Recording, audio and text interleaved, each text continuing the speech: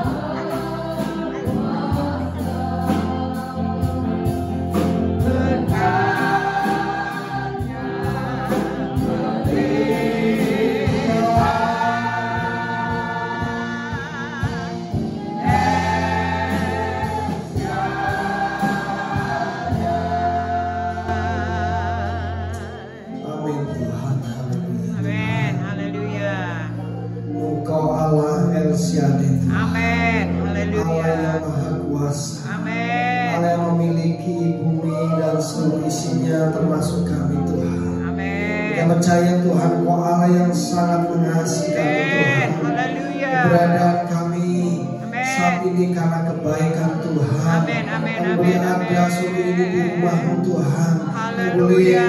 memuji menyembah Tuhan semua karena Amin. kebaikan Tuhan. Amin. Tuhan memungkinkan kami boleh datang ke Haleluya. rumah-Mu dan boleh Haleluya. memuji Tuhan, menyembah Tuhan. Amin. Dalam keadaan Haleluya. baik dan sehat. Terima kasih Tuhan. Haleluya. Terima kasih. Haleluya. Dan biarlah segala pujian, Amin, penyembahan yang kami Amin. naikkan Haleluya. boleh menjadi suatu persembahan yang menyenangkan Tuhan.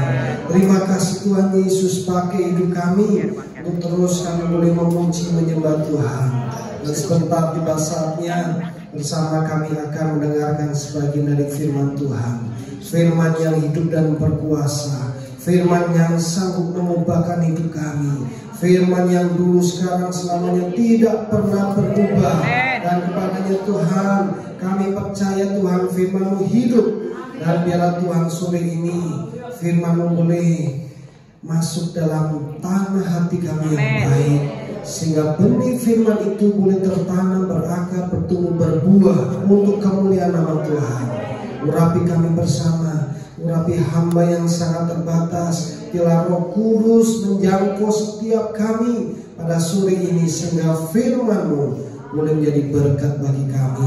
Setiap kami yang datang, kami pulang berbeda. Karena Tuhan sudah mengubahkan kami. Amin. Terima kasih Tuhan. Kami bersyukur kepada Engkau. Kami sambut firman Tuhan, kami ikhlaskan doa kami. Di dalam nama Tuhan Yesus Kristus mempercaya, katakan amin. Puji Tuhan. Silakan duduk Bapak Ibu dan semuanya. Selamat sore. Pertama saya berterima kasih kepada Tuhan, juga terima kasih kepada Bapak Gembala, Bapak Pendeta Jimmy Makasih, dan Ibu Gembala, Ibu Pendeta Megi, yang dengan kasihnya mengundang saya bisa sore ini bersama-sama beribadah dan terlebih memberikan kesempatan, kepercayaan untuk menyampaikan firman Tuhan. Terima kasih Pak dan Ibu. Puji Tuhan. Ada pepatah yang mengatakan tidak kenal maka tidak sayang disayang oleh Bapak Ibu. Oleh karena saya memperkenalkan diri, nama saya adalah Yusuf Agustian Widodo. Nah, dari namanya tahu, dari mana? Dari Manado, bukan ya? Dari Jawa. Saya asli Malang. Jadi bukan orang Malang, tapi ya. Saya orang yang beruntung tapi asli Malang. Saya kecil di Malang sampai selesai kuliah, dan saya kecil beribadah di GPDI. Jadi kalau sore ini saya bisa bersama-sama di GPDI, saya sangat senang sekali karena itu rumah saya dari kecil sampai saya pindah kota. Nah, terus sekarang di mana Pak? Nah ini saya jelaskan juga. Banyak ingin disayang. Jadi setelah waktu saya kuliah, saya pelayanan musik. Nah tiba-tiba datanglah seorang gadis ya, yang dari kota sebelah, dari Kediri. Nah akhirnya dia menjadi istri saya, orang yang paling cantik di dunia menurut saya. Gitu.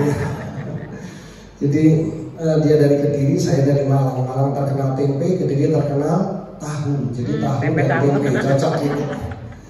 Nah, istri saya ini adalah anak seorang hamba Tuhan. Maka saya konsultasi dengan Bapak Gembala saya, Bapak Pendeta Stefanus Hadi Praitno almarhum, dan beliau sampaikan, you harus bantu mertua, karena mertua saya seorang janda. Papa mertua saya hamba Tuhan sudah berpulang tahun 80 dan diteruskan oleh mama mertua saya. Waktu itu masih pacaran kan. Tetapi kepala saya sampaikan, you harus bertumbuh di sana membantu pelayanan. Dan istri saya itu orang tuanya Gereja Bethel Tabernakel GBT. Sehingga dari situ saya bertumbuh di GBT sampai pindah ke Jakarta. Saya pelayanan pengembalaan di GBT di Kelapa Gading, di satu tempat tidak terlalu besar, dan saya mengembalakan di situ. Saya dikaruniai 2 anak, yang satu cewek udah selesai S2, yang satu cowok semester 2. Nah itu perkenalan saya, nanti kalau kepanjangan jadi nggak firman Tuhan begitu ya. Jadi Itulah firman saya, dan saya juga pelayanan di PGPI, sehingga kenal dengan hamba-hamba Tuhan dari anggota PGPI, dan ketemu lagi dengan senior saya di GBDI dan gereja-gereja lain, dan kita bisa bersama-sama. Itulah firman saya, dan saya sangat terkesan sekali beberapa waktu yang lalu ditraktir oleh Bapak dan Ibu Gembala makan ikan kuning, ya, ikan masakan Manado, enak sekali Pak. Dan saya sudah datang lagi ngajak teman-teman, enak sekali. Jadi saya selalu ingat itu. Oke, terima kasih. Itulah firman saya, dan sore ini saya diberikan kesempatan untuk menyampaikan firman Tuhan, dan mohon izin saya ingin ambil gambar Bapak Ibu semuanya, boleh ya? Boleh Pak Gembala ya. Ini kok biar sebentar. Kok flashnya nyala ya? Bentar. Oke, saya mau ambil gambar. Boleh Bapak Ibu kasih senyum yang paling ceria sore ini. Boleh lambaikan tangan ya, 1, 2, 3. Oke, terima kasih. Mari kita masuk dalam firman Tuhan yang saya berikan judul Living in God's Plan. Hidup di dalam rencana Tuhan. Dan saya rindu kita untuk melihat sebuah peristiwa, sebuah kisah di Alkitab yang terdapat di dalam Kejadian 26 ayat 1 sampai 6. Dalam Perjanjian Lama, Kejadian 26 ayat 1 sampai 6, kemudian nanti disambung ayat 12 dan ayat 13. Nah, Kejadian 26 ayat 1 sampai 6 disambung ayat 12-13. Yang sudah dapat boleh katakan amin. Oleh karena itu yuk kita baca bergantian dengan tetap duduk aja. Bapak Ibu ayat ganjil, saya ayat genap, dan ayat 13 kita baca bersama-sama. 2, 3.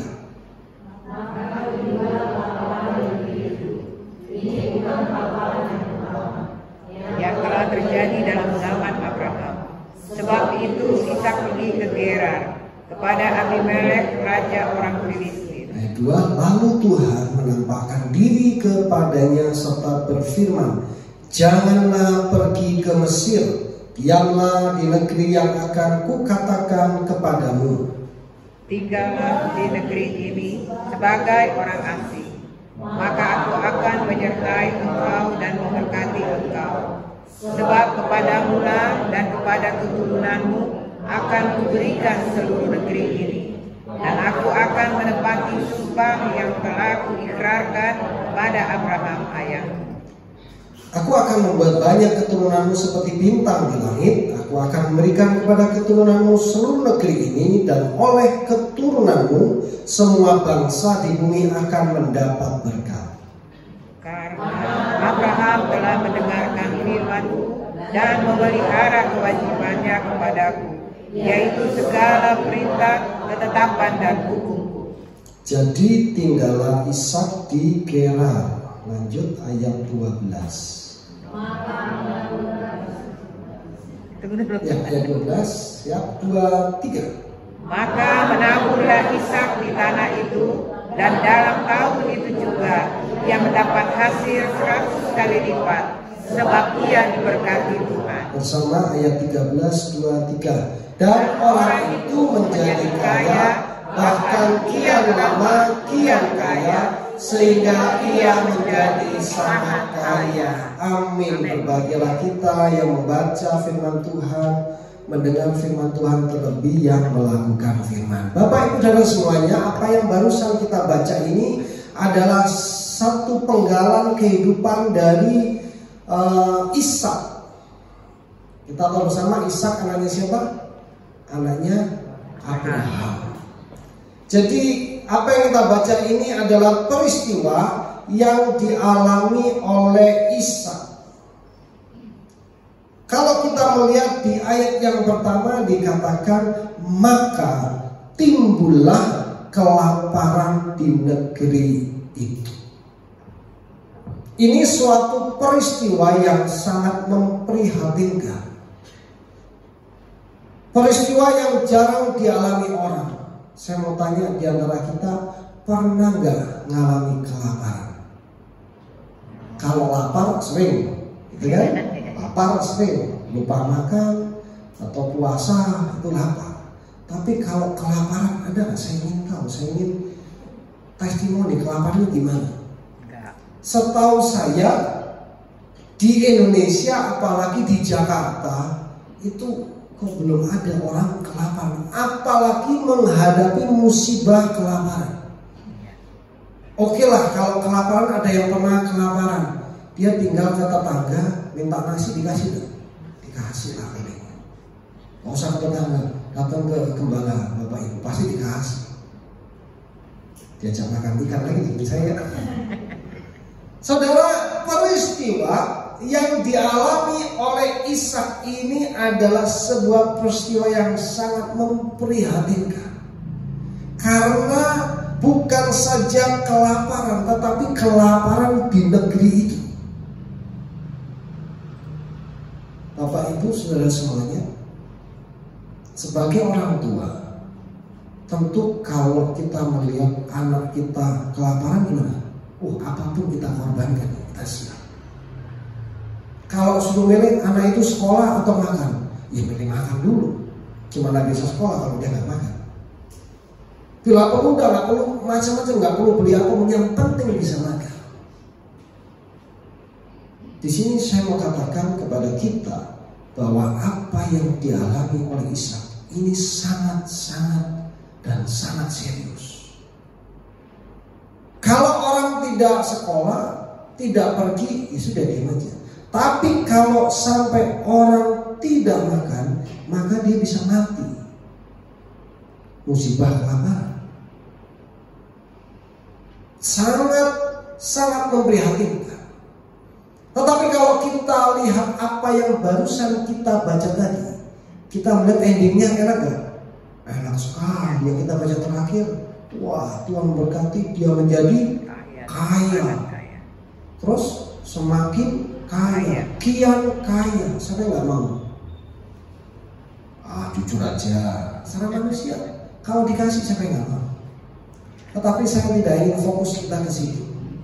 Saya ingin kita memikirkan dari Ishak yang kelaparan, musibah kelaparan.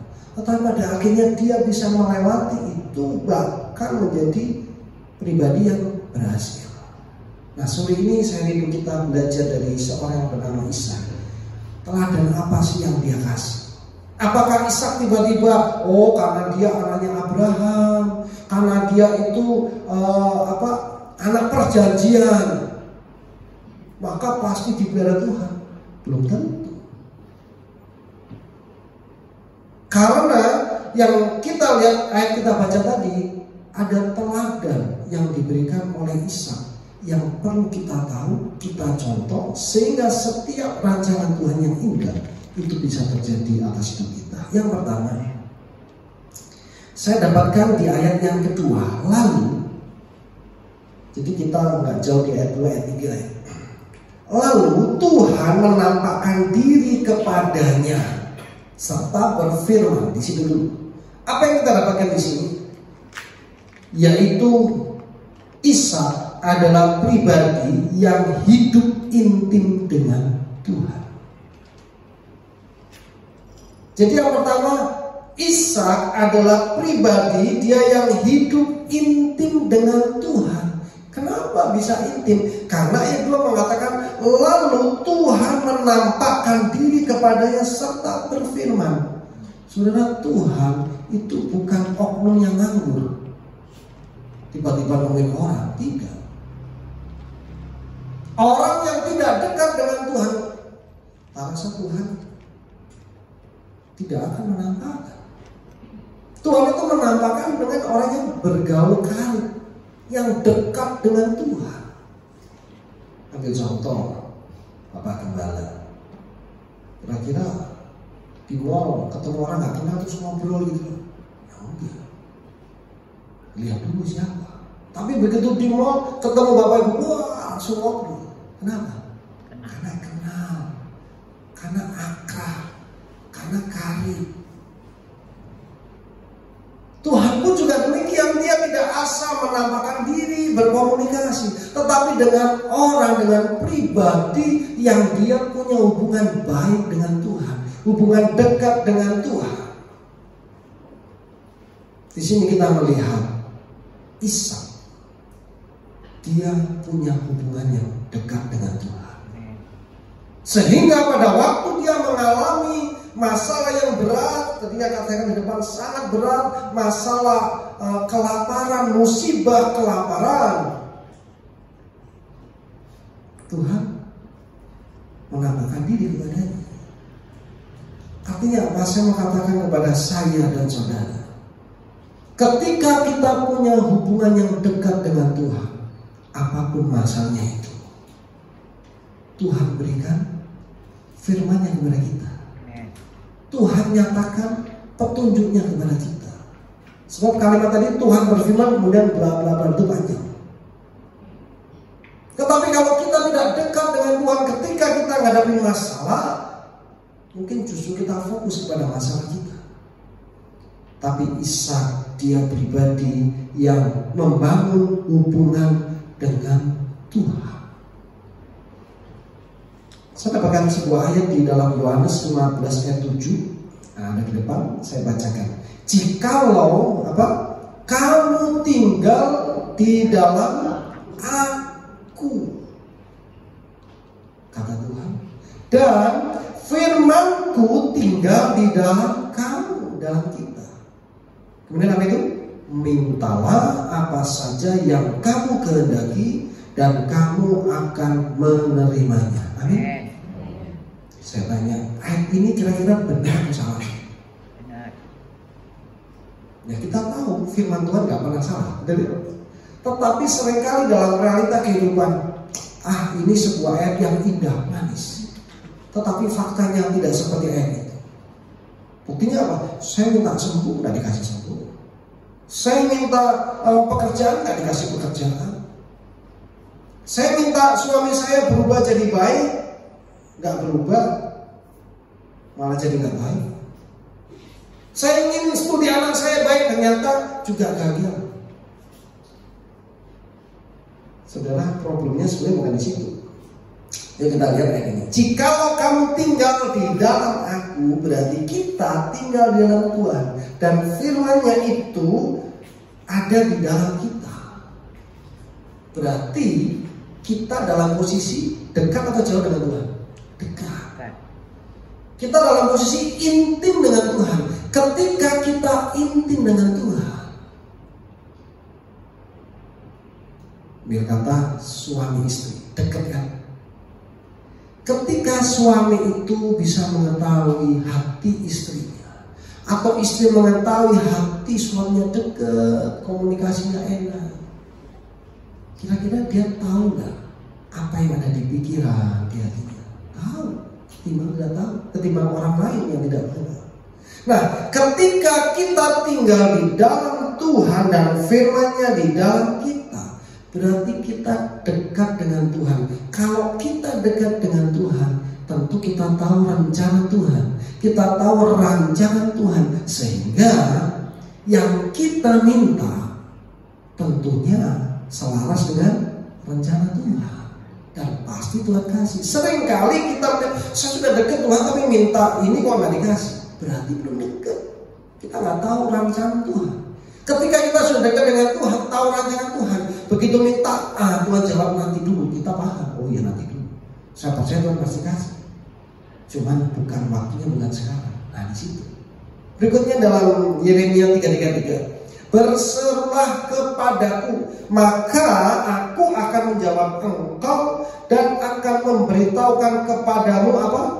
Hal-hal yang besar dan yang tidak terpikirkan olehmu. Nah ini Ishak hidupnya dekat dengan Tuhan. Dia berseru kepada Tuhan.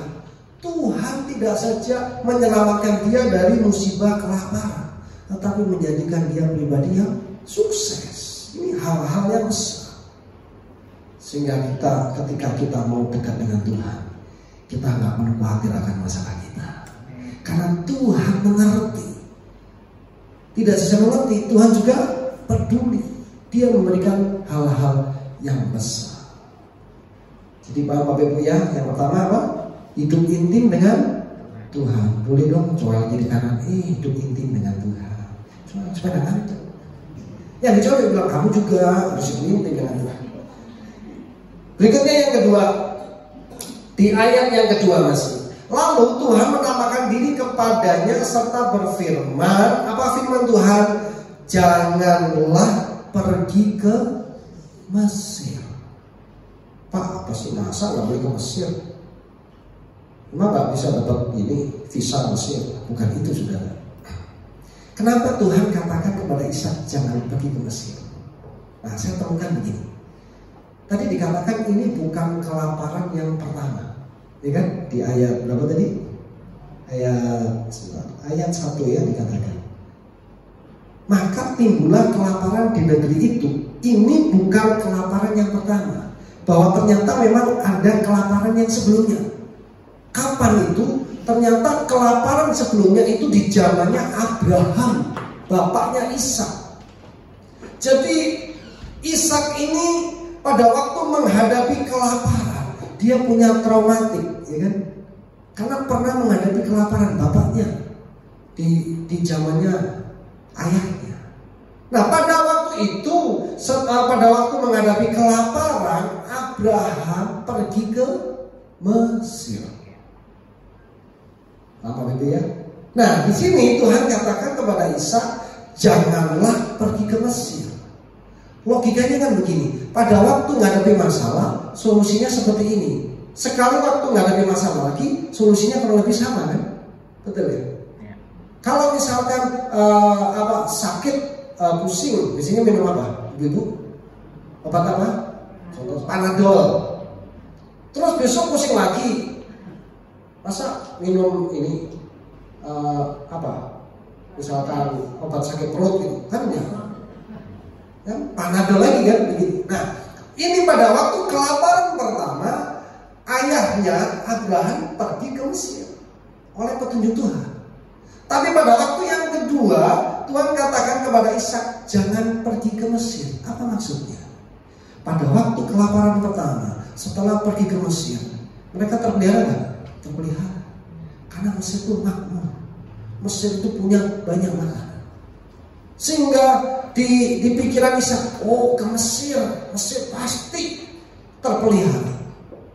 Tuhan punya rencana lain. Jangan pergi ke Mesir.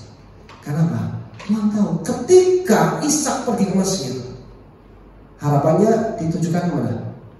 Ke Mesir. Paham ya? Ketika dia kelaparan, dulu ayahku ke Mesir, sekarang aku mau ke Mesir. Dia menggantungkan ke Mesir karena Mesir kaya dan sebagainya. Tuhan tidak ingin Ishak itu menggantungkan kepada yang bukan Tuhan. Tuhan punya cara lain. Yang penting Ishak semakin paham, semakin sadar bahwa Tuhanlah yang memelihara dia, bukan Mesir. Dalam konteks kita saat ini, kita tahu Mesir itu zaman dulu adalah pusat peradaban dunia, pusat kepintaran manusia. Orang pintar di sana. Makanya seperti itu Nabi Musa itu kan dia belajar 40 tahun di Mesir. Kalau sekarang mungkin sudah bergeser. Sekarang Cina pusat ilmu. Karena pada waktu itu Mesir. Artinya apa? Menggambarkan apa? Mesir melambangkan keamanan, ketentraman dari dunia, kepintaran dari dunia. Tuhan tidak ingin Ishak menggantungkan kepada Mesir. Tuhan juga tidak ingin kita menggantungkan yang bukan dari Tuhan. Pada waktu ada masalah, saya punya teman baik di pemerintahan, gantungkan ke situ. Sekarang saya termasuk yang senang ada rotasi kan di Pemprov DKI. Punya banyak teman, beberapa teman. Yang satu jadi wali kota utara, saya di utara senang sekali. Yang satu jadi wakil bupati di Kepulauan Seribu, bisa ke Solo. Punya teman di sana. Ada yang jadi kesra. Tetapi apakah kita harus menggantungkan kepada situ? No. Pertemuan boleh, tapi tetap menggantungkan kepada Tuhan. Pada waktu kita cari pekerjaan, kemudian lamaran, kasih lamaran, nunggu apa? Nunggu dipanggil. Nggak dipanggil-panggil, apa yang kita lakukan? Tuh lewat orang dalam, ada ordal ya, sekarang lagi ramai ordal, bayar sekian. Kita menggantungkan kepada orang lain. Tuhan ingin kita menggantungkan kepada Tuhan. Yeremia 17:5 mengatakan, beginilah firman Tuhan, terkutuklah orang yang mengandalkan manusia, yang mengandalkan kekuatannya sendiri, yang hatinya menjauh daripada Tuhan. Orang yang mengandalkan manusia, Tuhan katakan apa? Hatinya menjauh daripada Tuhan. Sehingga kalau saat ini kita punya masalah, kita sedang gantungkan yang bukan dari Tuhan, yuk kita segera kembali. Karena Tuhan katakan itu menjauh daripada Tuhan. Tetapi sebaliknya ayat 7 mengatakan, diberkatilah siapa? Orang yang mengandalkan Tuhan, yang menaruh harapannya pada Tuhan. Sehingga yuk kita dalam menghadapi masalah kita bahkan tidak seberat yang dialami oleh Isa. Kita belajar yang kedua, kita jangan pergi ke Mesir, jangan menggantungkan kepada manusia. Amin Bapak Ibu. Soal lagi kiri kanan, jangan gantungkan sama manusia. Jangan gantungkan manusia, gantungkan sama Tuhan. Yang ketiga, masih di ayat kedua mengatakan, lalu Tuhan menampakkan diri kepadanya serta berfirman, janganlah pergi ke Mesir, diamlah di negeri yang akan kukatakan kepadamu. Yang ketiga kita dapatkan yaitu menunggu waktunya Tuhan. Ishak diminta diam. Gimana Tuhan, saya ini udah kelaparan ini, keluargaku sudah kelaparan. Tapi Tuhan bilang, diamlah di negeri yang akan bukan telah, akan kukatakan. Disuruh nunggu. Saudara, menunggu itu enak gak? Gak enak. Menunggu suami kasih uang belanja enak gak Bapak Ibu? Ibu-ibu, aduh lama, bahkan lupa. Bapak-bapak menunggu istri enak gak? Ya sudah, saya jawabnya daripada kami tadi. Saudara, menunggu itu tidak enak. Mau pergi pesan Grab, ini mobilnya muter-muter, jangan nyampe, aduh capek. Tetapi Tuhan mengatakan kita harus menunggu waktunya Tuhan. Nah, ini peristiwa yang tertulis, mau tidak mau kita mesti lakukan. Tapi saya mengatakan menunggu yang dimaksud Tuhan bukan berarti kita diam gini aja seperti foto itu, diam waktunya, tidak. Tapi menunggu waktunya Tuhan, kita itu harus aktif. Aktif apa? Terus berkomunikasi dengan Tuhan. Hari ini jawab, terus komunikasi sama Tuhan, berdoa, menyembah, baca firman, minta hikmat. Ishak itu pada waktu menunggu, kemudian dia mendapat hikmat, dia ngapain? Itu menabur. Kan dikatakan tahun itu juga dia menuai tadi di ayat 13. Kenapa dia menabur? Coba kalau dia tunggunya seperti itu, diam gitu, kira-kira dia bisa menuai itu? Tidak, dia tidak menabur. Dia menabur, dia menunggu waktunya Tuhan, dia aktif dan dia percaya kepada Tuhan. Pengkhotbah 31 mengatakan, untuk segala sesuatu ada masanya, untuk apapun di bawah langit ada waktunya. Semua ada waktunya, nggak bisa waktu kita, tetapi waktunya Tuhan. Mazmur 14 mengatakan, nantikanlah Tuhan. Kuatkan dan teguhkanlah hatimu, ya nantikanlah Tuhan. Kalau kita menanti Tuhan, kita akan mendapatkan kekuatan. Tapi kalau kita nggak menantikan Tuhan, kita dibilang Tuhan orang yang tidak percaya. Tidak percaya. Yohanes 11 ayat 25-26 kalimat terakhir katakan, percayakah engkau akan hal ini? Nggak percaya. Saudara bisa lihat ini gambar apa next? Nah ini kapal yang besar ya, cruise ya, kapal pesiar. Kira-kira di dalam nyaman gak ini? Pasti nyaman. Siapa yang mau beli tiket oleh Bapak Gembala? Naik liburan satu gereja, haleluya. naik terus, waduh di dalam, saya dulu pernah dalam 10 tahun lebih yang lalu pernah naik, terus senang sekali, makan itu gratis, apapun dihabisi. Anak saya waktu masih kecil, wah ambil susu, taruh tas, bawa ke kamar, diminum, gak habis, besok belum ada lagi. Akhirnya capek dia nggak ngambil, orang nggak ada batasnya, dikira besok sudah nggak ada, nggak ada, banyak. Enak sekali. Pertanyaan saya kepada kita, pada waktu kita naik kapal itu, kira-kira kita kenal sama nakodanya nggak? Pertanyaan, kapal seperti itu bisa tenggelam nggak? Bisa. Ada filmnya, Titanic itu, wah kapal tersiar, bahkan ada yang ngomong, wah Tuhan pun tidak bisa menenggelamkan. Nah itu kacau. Dia tenggelam. Kapal seperti ini bisa tenggelam. Pertanyaan, kita kenal sama nakodanya nggak? Ya. Naik kapal ini yang bisa tenggelam, kita tidak kenal nakodanya, kita bisa senang-senang di dalam, nggak mikirin kan? Wah ini kita nggak kenal nakodanya, bisa tenggelam, tapi kita bisa enjoy kita. Berikutnya, gambar berikutnya. Nah ini pesawat, itu semua naik ini, sering banget. Kalau kita naik pesawat ini, kira-kira sebelum masuk, begitu masuk, dicek pramugari tiketnya, kita kenalan sama pilotnya nggak? Nggak boro-boro, nggak boleh. Kira-kira kenal nggak pilotnya siapa? Nggak tahu. Tapi pada waktu kita naik ini, apalagi naik bisnis kelas, wah duduk kasih minum, wah kasih selimut, tenang, nyantai.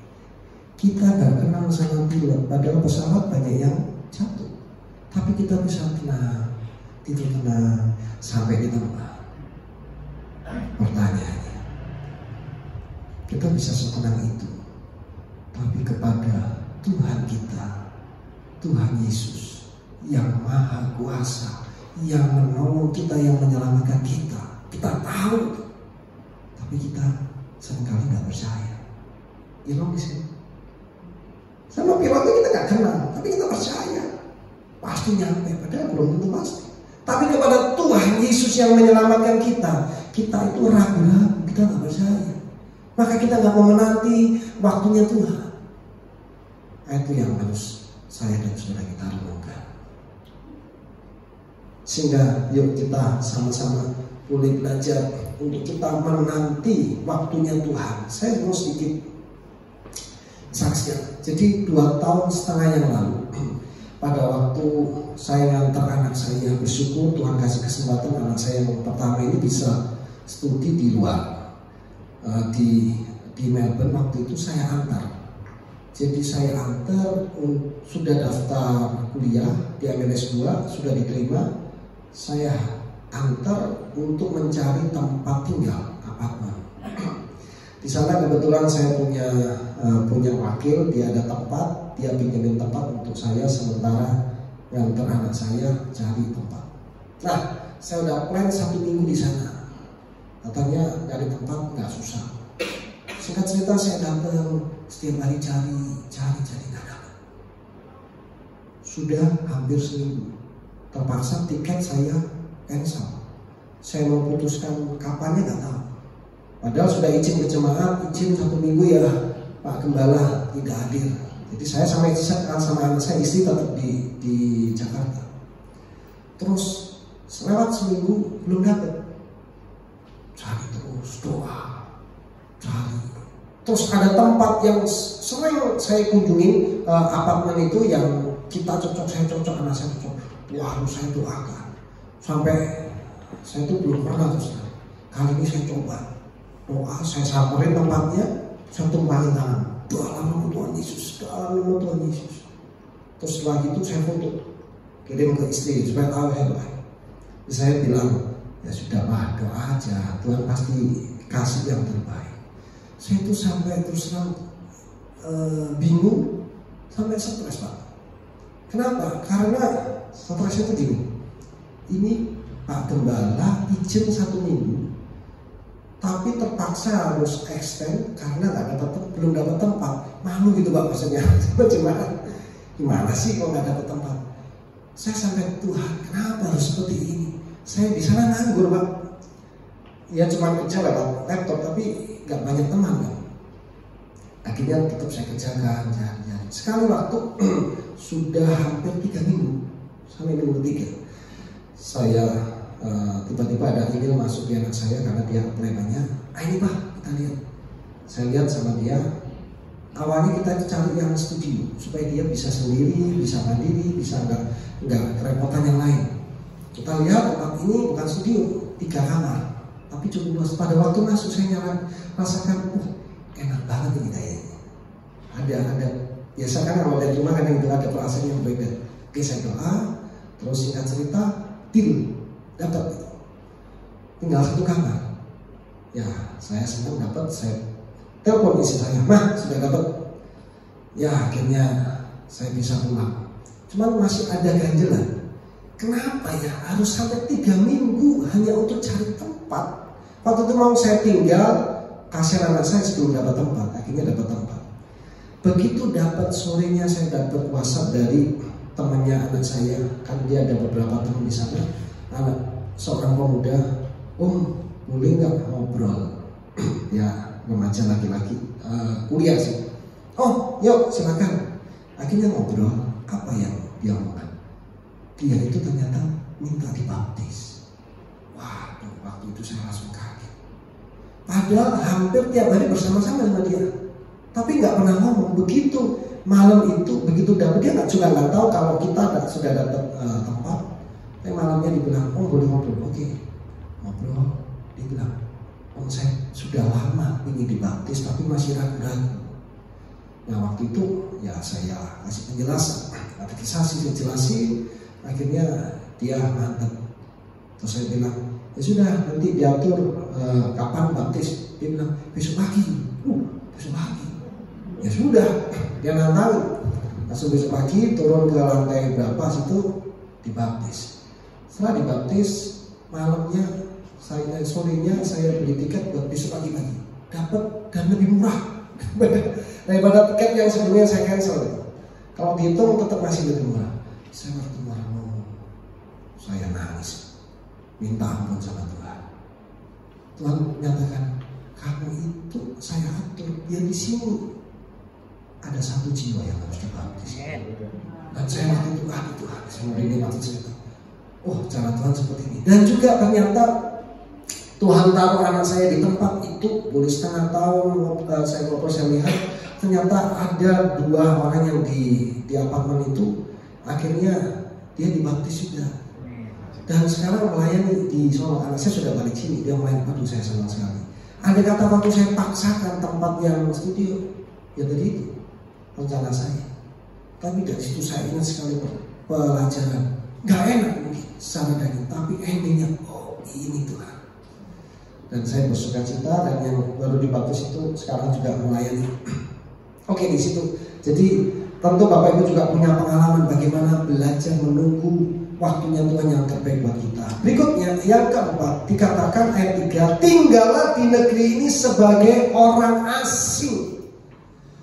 Jadi melalui pelajaran Ishak ini yang keempat, yaitu kita atau dia diminta untuk tinggal sebagai orang asing. Tuhan ingatkan kepada Ishak, kamu di sini orang asing. Karena apa? Waktu itu banyak Allah-Allah lain. Tuhan katakan, kamu tidak sama seperti dia. Kamu orang asing. Kamu adalah anak pilihanku. Tuhan mau tunjukkan, Ishak, kamu berbeda dengan ini. Demikian juga dengan kita. Kita harus sadar, kita di dunia ini sebenarnya asing. Keluargaan kita di mana? Di surga. Ada yang itu Filipi 3:20. Karena keluarga kita adalah di dalam surga, dan dari situ juga kita menantikan Tuhan Yesus Kristus sebagai juru selamat. Kita harus menyadari bahwa keluarga kita adalah di surga, sehingga kita tidak boleh mencontoh caranya dunia. Kita tidak boleh berharap selamanya ada di dunia. Kita harus ingat sekali waktu kita pulang, Tuhan sudah sediakan. Sehingga kita harus lebih memikirkan sesuatu yang lebih kekal.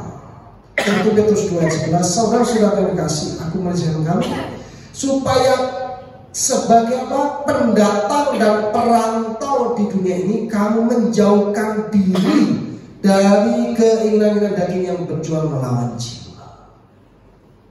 Ingat Bapak Ibu, kita di sini adalah perantau. rumah kita di surga. Yang lima, yang kita dapatkan apa? Ayat 12, maka menaburlah Ishak di tanah itu. Ishak menabur bukan pada masa kejayaan, tapi pada masa kelaparan. Baik saudara, lapar disuruh nabur. Lapar itu mesti dikasih makan. Filosofi orang Tionghoa itu biasanya makan, kasih makan baru. Jadi kalau punya kawan biasanya kasih makan dulu, kalau salah kasih makan baru dimarahin. Tetapi Tuhan mengajarkan Ishak, meskipun kelaparan, kamu harus menabur. Sakit nggak? Sakit. Tapi endingnya luar biasa. Saat ini saya nggak tahu kondisi kita, tetapi saya mengatakan seperti Ishak ini, kita harus menabur. Ada dua yang harus kita tabur. Yang pertama, menabur yang arti yang sebenarnya yaitu menabur materi. Kita tahu Bapak Ibu punya apa untuk menabur untuk pekerjaan Tuhan. Yang kedua yang tidak kalah penting, menabur adalah menabur kebaikan. Meskipun kita menghadapi keterbatasan masalah, yuk kita tetap berbuat baik, memberikan senyum, memberikan salam yang baik. Jangan tunjukkan. Saya tuh 3 hari yang lalu jenguk ke rumah sakit 2 pendeta, satu di rumah sakit A, satu di B, dan kontras sekali. Di rumah sakit A kita datang, kita mau ketawa, kita hibur, saling menghibur, ketawa. Tapi di rumah sakit B saya datang marah-marah dia, susternya dimarahin, suaminya dimarahin, rumah sakitnya juga dokternya gak benar gini. Saya lihat kontras sekali. Ya doanya sudah beda. Kita doa sini supaya ada sukacita. Kenapa? Hati yang gembira adalah obat yang manjur. Jadi yuk, meskipun kita punya keterbatasan, yuk mari kita mau menabur. 2 Korintus 9 mengatakan, camkanlah ini, orang yang menabur sedikit akan menuai sedikit juga, dan orang yang menabur banyak akan menuai banyak. Saya tutup dengan sebuah ilustrasi cerita. Sekali waktu ada seorang ibu yang punya masalah yang berat buat hidupnya. Berat sekali. Dia datang kepada seorang pendeta. Kemudian pendeta itu hanya memberikan sebuah ayat dalam Maleki 3:3, beritayakan yang ada gambarnya. Maleki 3:3 dia dapat, terus dia baca. Ayat itu menuliskan, ia akan duduk seperti orang yang memurnikan dan mentahirkan perak, dan ia, Tuhan, mentahirkan orang lain, menyucikan mereka seperti emas dan seperti perak. Dia memikirkan ayat ini, saya punya banyak masalah, kenapa dikasih ayat seperti itu? Biasanya kalau orang punya masalah dikasih ayat apa? Penghiburan. Ini dapat ayat seperti itu. Maka dia mikir, saya akan cari tahu nih, supaya saya mengerti maksud Tuhan apa. Maka dia pergilah ke tukang perak. Dia datang ke tukang perak yang sedang bekerja seperti itu. Terus dia tanya 3 pertanyaan yang dia sampaikan. Pemusik boleh maju ke depan ambil tempat. Dia tanya yang pertama, Mas, kalau memurnikan perak, dimurnikan, peraknya itu diapakan sih? Diapain sih peraknya? Boleh tetap gambar tadi. Ketika memurnikan perak, peraknya itu diapain? Masnya bilang, ya dimasukkan ke api. Oh, terus Roh Kudus berbicara dalam dirinya. Roh Kudus katakan, ya memang seperti itu. Kalau orang sedang dimurnikan, itu seperti dibakar-bakar dalam api. Ya kadang kita menghadapi masalah seperti dibakar-bakar. Dia dapat jawaban dari pertanyaan yang pertama. Oh, saya ini sedang dimurnikan karena saya dibakar-bakar. Terus pertanyaan yang kedua, dia tanya kepada tukang perak itu, Mas, waktu kamu memproses perak itu, waktu kamu memurnikan perak itu, kamu ada di mana? Nah, Masnya lagi kerja, bilang, ya saya nggak kemana-mana, saya di sini nih pegang pakai tongkat panjang, saya tungguin peraknya.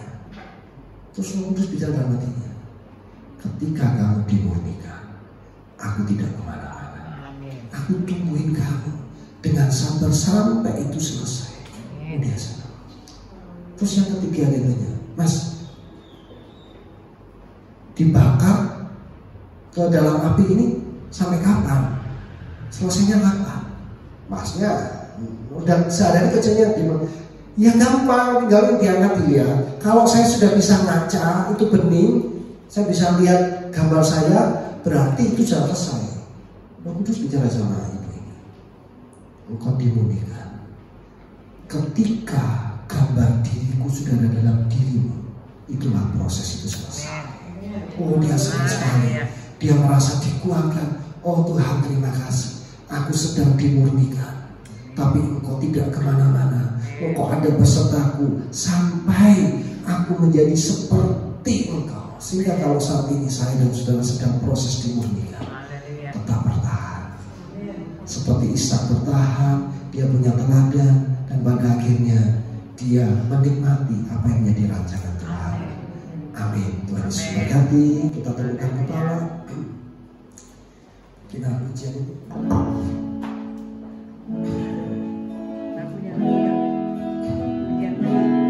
Penyertaan-Mu Tuhan, segalanya bagiku, segalanya bagiku, hadirmu di hidupku, hadirmu di hidupku, terutama bagiku,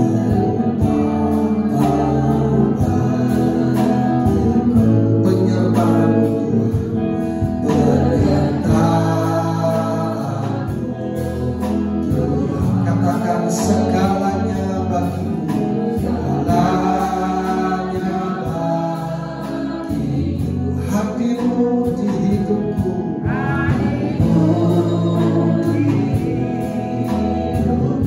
terutama bagiku,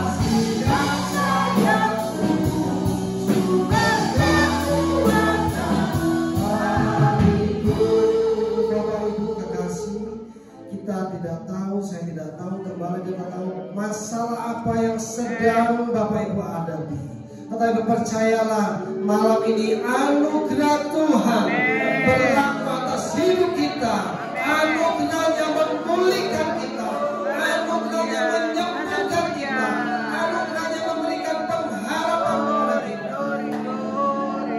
Minta terus kepada Tuhan, kami butuh anugerah Tuhan, kami butuh urapan Tuhan, kami butuh belas kasihan Tuhan, kami mau terus biarlah anugerah-Mu melimpah dalam hidup kami Tuhan. Haleluya. Anugerah-Mu, katakan anugerah-Mu. Anugerah-Mu, semua karena anugerah-Mu. Semua karena anugerah-Mu, bukan karena kekuatanku, bukan karena kekuatanku. Anugerah-Mu,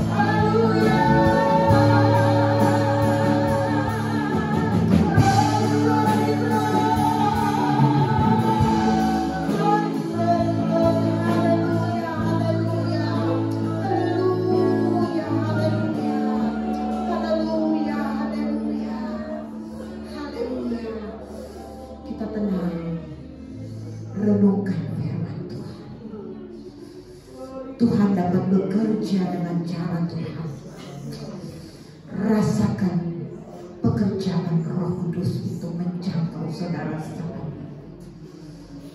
Saudara akan menikmati kebenaran itu bekerja dengan luar biasa dalam hidup saudara. Ada mujizat Allah, ada sesuatu terjadi dalam hidup saudara dan saya. Haleluya, haleluya, haleluya, haleluya, haleluya, haleluya, haleluya. Tuhan baik, Tuhan baik, Tuhan baik. Ya Tuhan baik, haleluya, haleluya, haleluya, haleluya, haleluya, haleluya, haleluya, haleluya, haleluya, haleluya, haleluya, haleluya, haleluya, haleluya, haleluya, haleluya. Terima kasih Tuhan, terima kasih Tuhan. Kami dapat menikmati hadir-Mu di tengah-tengah kami. Haleluya, haleluya, haleluya, haleluya, haleluya. Terima kasih Tuhan. Engkau baik, Engkau baik, Engkau baik.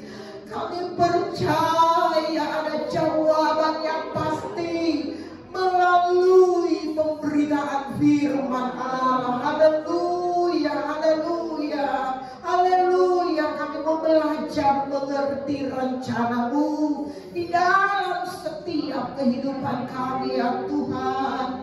Haleluya, haleluya, haleluya, haleluya, haleluya, haleluya. Terima kasih Tuhan buat anugerah-Mu. Engkau baik, Engkau sangat baik dalam hidup kami. Haleluya, haleluya, haleluya. Kita nyanyikan rap dari nyanyian ini. Anugerah-Mu, anugerah-Mu,